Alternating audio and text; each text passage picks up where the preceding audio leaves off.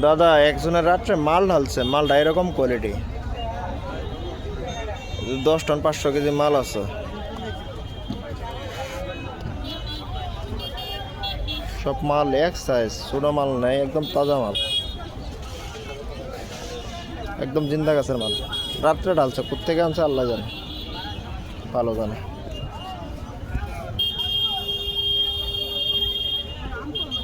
চলবে কি মালটা, নেমো কি দেখেন।